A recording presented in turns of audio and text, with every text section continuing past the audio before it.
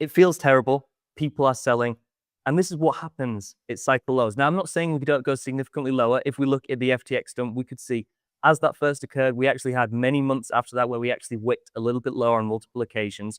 But all I'm saying is when we see a huge amount of people selling for a loss, this is a good time to act as a contrarian. We can see as a huge amount of long-term holders as selling Bitcoin for huge amounts of profits, as we got on 3 separate occasions during this bull market.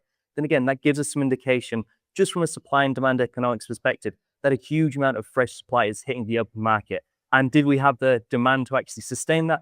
Well, no, because after each occasion, we had 6 months of chopping and consolidation, or 3 or 4 months of chopping and consolidation. And on the final spike, it pretty much marked the cycle peak. So looking at a data point like this does give me some reassurance that maybe at least the worst is behind us. And especially if we look to something like this. So this is a really interesting metric that I like to look towards, which is what I've called the retail capital momentum. So within the cryptocurrency industry, we can track not just the dominance of Bitcoin, but we can also track the dominance of stablecoins. Now, this is almost like a fear and greed index tracking sentiment, but rather than just looking at social usage or what people are tweeting and saying, if we actually look at where people are putting their money, we can see if they're rotating in and out of more volatile risk-on assets like Bitcoin or altcoins, or if they're rotating into stablecoins.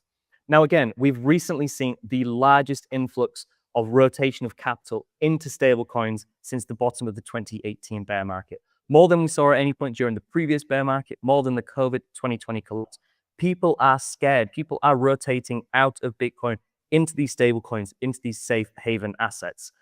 And again, this just gives me some reassurance that now's kind of the time to do the opposite of what the majority are thinking. Because when we look at on-chain data, it's really just the mass psychology of investors quantified. And the unfortunate reality is a vast majority of market participants are wrong most of the time. So as a really simple strategy, it's to look to see what a vast majority of retail investors are doing and typically do the opposite. Now, again, no one single indicator or data point is going to tell us exactly what's coming next. No point is going to be this holy grail to say exactly when to buy and sell. And I think many people were a little bit underwhelmed this cycle. They were looking at, the pi cycle top. They were looking at golden ratio multipliers, whatever it may be, and thinking, well, this didn't hit, that didn't hit. No one indicator is ever going to work perfectly. Maybe it will over 1 or 2 cycles, but historically, throughout any market, unfortunately, that's not the reality. You almost need to find the pieces of a jigsaw puzzle and piece them together and look for confluence, not just in on-chain data, but in the macro data, in the fundamentals, in the derivatives markets. And once you piece all of these together, again, you start working in probabilities and say, you know what, there might still be some downside, but we're probably 70, 80+% of the way through the worst of this cycle. And as we've seen, this has been a true capitulation event. If we look at something like the MVR, the momentum indicator, which is looking at the average accumulation price, the realized cap of Bitcoin in comparison to the market value. And again, for reference, if any of these you want to look into a little bit further, if you go to Bitcoin Magazine Pro on the chat, you'll be able to see all of these and better explanations in case you think I've maybe not explained it too well. But if we look at the ratio between the MVRV indicator and the momentum addition to that, which is just the 1-year moving average, the divergence that we've seen between the average accumulation price and the 1-year ratio of that is pretty much exactly what we've seen at every single bear market low throughout the entire history of Bitcoin. Now, of course, we could say this time is different. It could go much lower. We could be in for considerably lower lows. But again, we're working off the data. We're not trying to look at emotions, work on external influences, looking at news outlets and social media, purely on the data. And the data is looking more and more likely that we're close to a bottom than we're not close to a bottom. So looking at data points like this, again, gives me some confidence. And like I said, we don't want to just look at on-chain data, just look at derivative markets. If we look from a fundamental perspective, Bitcoin has recently dipped beneath the electrical production cost for 1 Bitcoin. So just recently, we saw a huge decrease in the mining difficulty by about 8%, one of the biggest decreases we've seen in recent memory. Because miners are mining Bitcoin for a loss. And we can see throughout the entire history of Bitcoin, if you can buy one for essentially less than it costs to make one, that's a pretty good deal. So for me, I'm looking at all of these data points. And like I said initially, giving myself some indication that now is at least a fairly decent area to be accumulating some discounted Bitcoin. It's always interesting because, I mean, it's a very old saying, and I think it's very true. Be greedy when people are fearful. I think it comes from Warren Buffett. I'm not sure, but I think it comes from him. And this is exactly what we are seeing. People have low sentiment, people realizing losses, which is a crazy thing. If you believe in Bitcoin, why are you realizing losses? Maybe you are forced to do it because you have to afford life and stuff like that. But all that to say, it's an amazing time to buy, I guess. And I also hear people saying like, "Oh, but it can go lower. It will go lower," and I'm like, "You don't know that." Like we also don't know that. We don't know if this is the bottom, but you also don't know that it's going lower. And so, what the only thing that we really can do is seeing like, where are we in history? Is this a good time to buy or a bad time to buy, just from a pure market perspective, a pure data perspective? And the data shows, yeah, it's a great time to buy. And then you also have to go in the other side. What if we never hit those prices again? What if tomorrow we rip to 100K and never go under 100K ever again? I mean, it's unlikely, I think, but it's possible. The same way it's possible that we hit 20K in like 5 weeks. I mean, it's very unlikely, I think, but it's possible. Like markets can do things, especially if we have things like the war and stuff like that. Like, and so I don't know. I love that data because it gives us a feeling if it's a very good time or a good time to buy. Because I think it's always a good time to buy Bitcoin. It's just like how good of a time it is to currently buy Bitcoin. And not like, oh yeah, this is the bottom. Like it's just ridiculous sometimes to say like, oh yeah, we'll go lower. Like, how do you know? Like, Yeah, we could. exactly. I'm sure you're seeing it in your comment section on social media as well. Lots of people saying, well, I'm going to wait until 48,000 and then I'm going all in, or I'm going to wait to X price target. And you see the exact same in the bull market of I'm going to sell exactly when we hit $147,000 all in. I'm going to sell the exact top. I actually did some analysis in the previous cycle to see how many unique wallets actually accumulated Bitcoin at the bear cycle lows, the 2018 bear cycle lows, and managed to hold on to that Bitcoin and sell at the bull market peak in 2021. Now, of all the on-chain buyers of Bitcoin throughout that entire period, all of the active wallets prior to that bear market low, all of the people that sold before then, didn't sell, etc., all the wallets that were taking part, participating during that phase, that managed to buy on the bottom and sell on the top, there was one wallet that did it. One wallet that bought a significant amount of over $100 worth of Bitcoin and sell it. I think it was about 7,000 into 100 and something $1,000. So whenever you're seeing influencers online saying, yeah, of course I did that, there's a pretty good chance they aren't that one person. So really, you shouldn't be looking at the market as black and white. It's a lot more granular. It's much more probabilistic. Everyone always gives the advice of dollar cost average into the market. Most people don't actually take that advice on board. But at the same time, no one really advises dollar cost averaging out of the market. We all seem to have this idea that we can sell the exact top and then wait to the exact bottom and accumulate back in. Unfortunately, as much as we would all love it to work like that, it just doesn't, because the game theory works in a way that prevents most people making money in the market. Not that Bitcoin is necessarily a zero-sum game, but if we're looking at certain data points and waiting for the MVRVZ score, for example, to hit the lower accumulation zone, which we're not a million miles away from, if I'm a strategic game theorist, I'm going to look to wait until Bitcoin's just above that zone and start accumulating because, well, what if it doesn't reach there? But then there's someone who's a little bit more conservative than me that's going to say, well, I'm going to accumulate just a bit before we get to that territory. So whenever we're looking at key technical levels on a chart, key moving averages, I know recently as we dipped down, many were looking towards that 200 weekly moving average, which we didn't quite reach. They're looking to this price target and think, I'm going to buy as soon as we hit that 200 weekly moving average. But as you said, what if we don't get there? People are going to start buying slightly before, and then it almost becomes self-fulfilling prophecy of it not occurring because everyone's already anticipating that that's definitely going to happen. So especially now that we're having a bigger institutional influence on the market, I mean, BlackRock almost certainly have a warehouse full of analysts working on Bitcoin, looking into the market full time. Now we're not competing against other full-time degenerates in the market. We're competing with, some of the smartest investors, some of the biggest funds in the world who are really objectively trying to accumulate Bitcoin at massively discounted prices. So, of course, it's being more difficult and it's probably going to be more and more difficult going forward. But this is why we need to work in probabilities. This is why we need to look at Bitcoin very pragmatically and objectively through a data-driven lens, removing the emotion out of it, and again, just piecing together where we could be. If you live in Europe like I do and want to buy Bitcoin the right way, check out Relay. Relay is a Bitcoin-only platform with no distractions, no shitcoins, just a BTC. It's also the easiest way I've found to do what actually works, buying Bitcoin on a consistent basis. Relay is also self-custodial. They never have the keys to your Bitcoin. No freezing of your assets, no counterparty risk, no rug pulling whatsoever. I have been a long-term fan of Relay, not only because it's incredible, easy to use and very beginner friendly, but also because it just works. If you want to get started with Relay today, click the link down in the pinned comment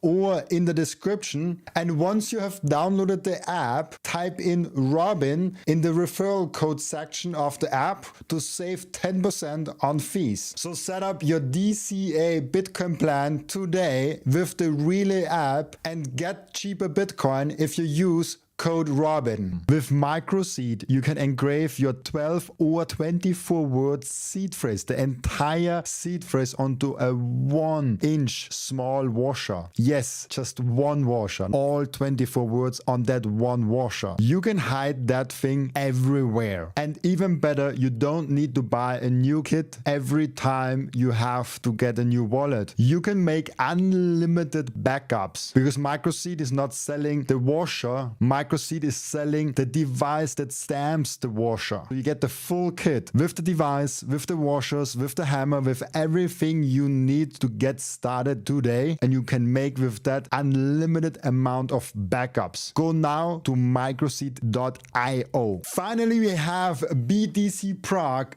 back in 2026. And this year, I'm not only speaking on a panel, but I'm actually going to present an interesting new angle, a perspective, a Bitcoin thesis at BTC Prague this year for the first time ever. I've never done that on any other conference, so this will be a fun one. If you listen to this show on a regular basis, I would love to meet you in Prague this year. It's very high signal, no noise, and Prague is just a freaking amazing city with awesome drinks and a lot of good food. Use code Robin to get 10% off, and if you buy with Bitcoin, you get an additional 5% off your ticket price. I'll see you there in Prague. Make sure to come say hi.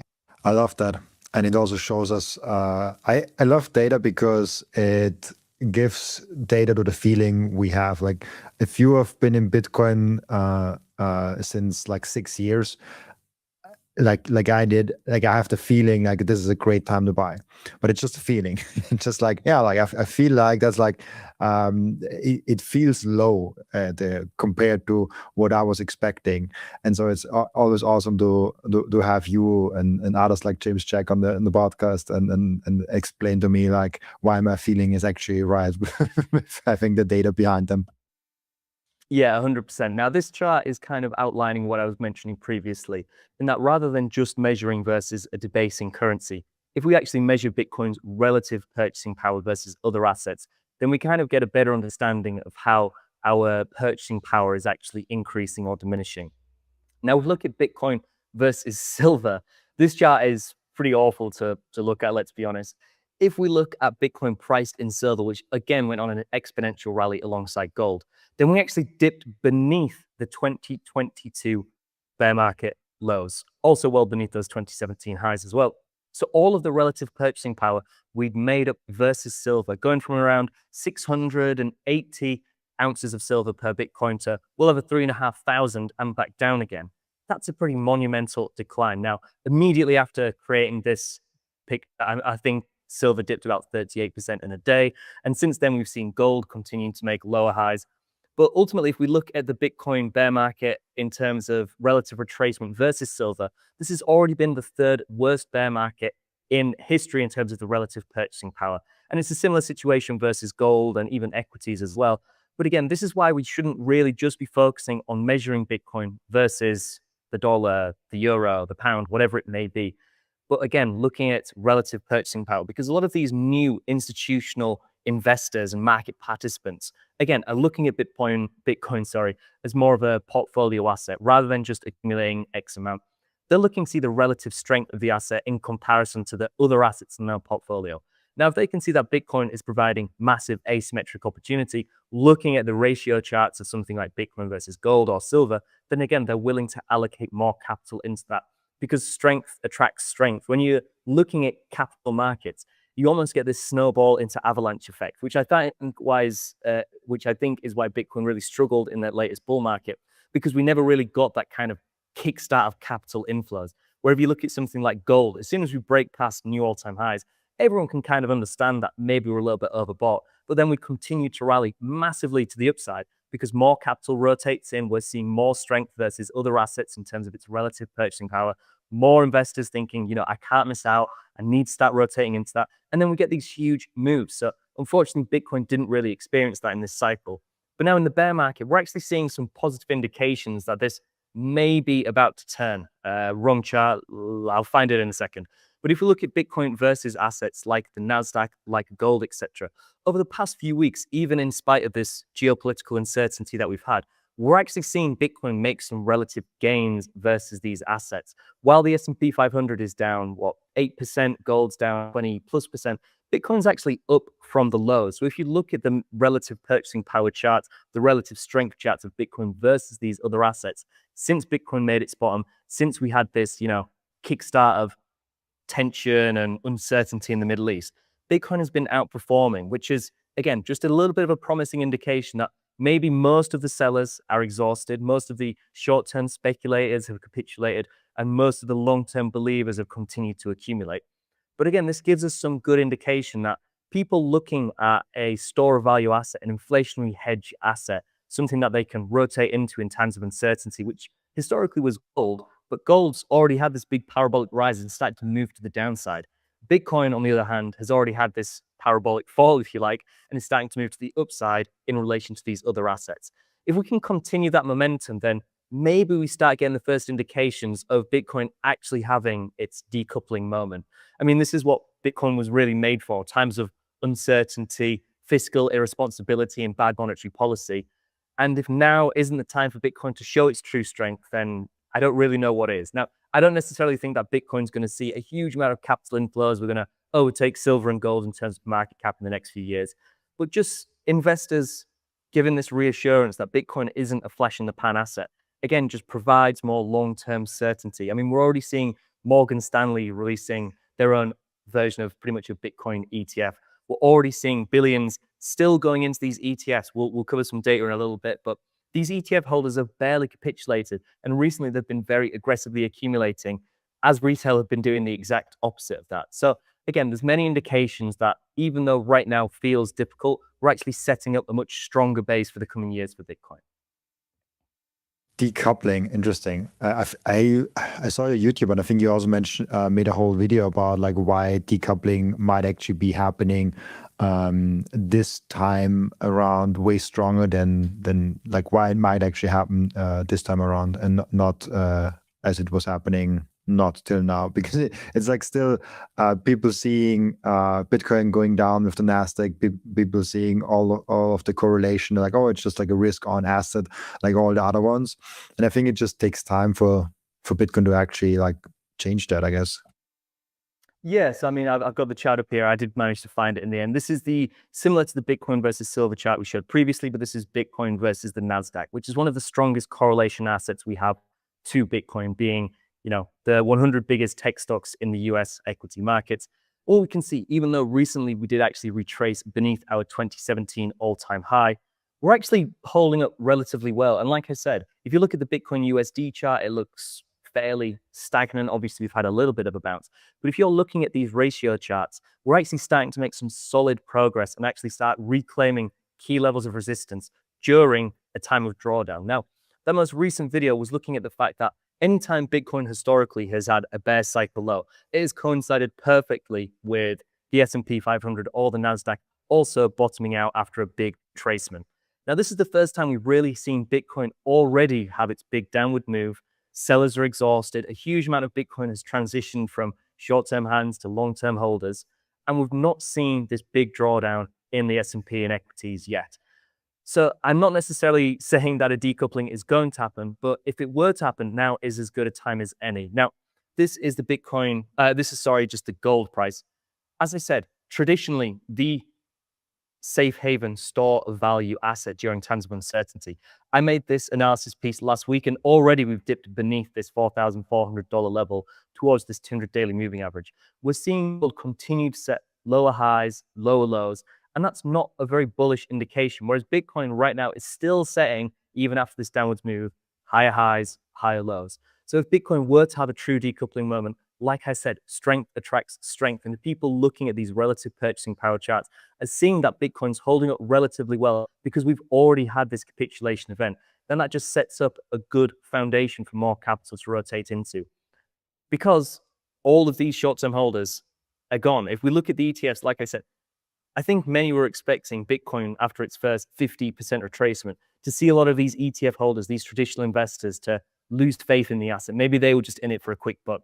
But even after Bitcoin retraced over 50%, we saw less than a 13% reduction in the amount of BTC held in these ETFs, which is pretty monumental. The fact that even though this new asset, this new shiny thing for pension funds and ultra high net worth investors, etc., we're looking at to think, what can I add to my portfolio? You'd think as soon as this had this big 50% retracement and drawdown entering a potential horrific bear market, they'd capitulate. But we've not really seen that. They seem to have this long-term conviction and belief in the asset and aren't really capitulating like we thought they would.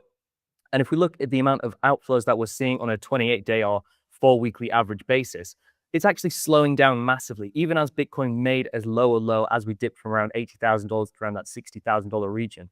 The amount of ETF outflows we saw actually massively diminished. Now, this is different to what we've been seeing in the retail market, where we see huge amounts of capitulation at every single site of drawdown. We're seeing the speculators, these short-term ETF holders that maybe didn't have the conviction, all capitulated on this first initial down move.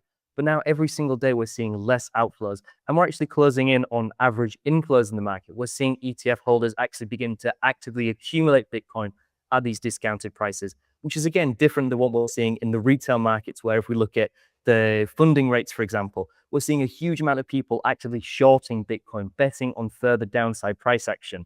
So again, like we've said many times, I think this is almost the transitionary phase of Bitcoin, where we go from this purely retail asset into this institutional asset, where many people are looking at it as a short-term way to potentially make a quick buck or rotate into the next altcoin, but as a staple of a portfolio. Maybe in the future, it's not 60-40 equities bonds, but 60-35-5 with a small allocation to Bitcoin in there, providing these uncorrelated returns massively to the upside. So of course, I'm very bullish. I'm a little bit biased because I absolutely love Bitcoin. Like we said, there's still, of course, some room for some downside. But under the hood, if we look behind the scenes and look at the actual data of what's happening, regardless of price, if you look at a long-term lens of Bitcoin, then things are continuing to look more and more optimistic. The first thing that every Bitcoiner does, and the most important activity that every Bitcoiner keeps on doing, is buying Bitcoin. And I personally use Relay to buy and sometimes also spend or sell my Bitcoin. And there are two main reasons why I do so. The first one is it's Bitcoin only. They do not do any shit coins. They do not do any cryptos, any stocks or anything else. This is a tool, an app that is fully focused only and solely on Bitcoin. The second one is self-custody. They give you the keys to your Bitcoin the moment you buy them. You never give them the control over your Bitcoin, and you don't have to trust them because you can verify that you and only you have the keys to your Bitcoin. There's no third-party risk. There's no freezing of your assets. There's no rug pulling. There's nothing of that. Download Relay, the app, on your phone, or go to relay.app on your browser and use code Robin to save fees and get cheaper Bitcoin. I want to tell you about something very special to me. It's called micro-seed. If you hold your Bitcoin in self-custody, and you should, you know how critical it is to secure your seed phrase. You should not have them on paper. You should not have them on anything else than titanium. With micro-seed, you can engrave your 12 or 24 word seed phrase, the entire seed phrase, onto a 1-inch small washer. Yes, just one washer. All 24 words on that one washer. You can hide that thing everywhere. And even better, you don't need to buy a new kit every time you have to get a new wallet. You can make unlimited backups because microseed is not selling the washer. Microseed is selling the device that stamps the washer. So you get the full kit with the device, with the washers, with the hammer, with everything you need to get started today. And you can make with that unlimited amount of backups. Go now to microseed.io.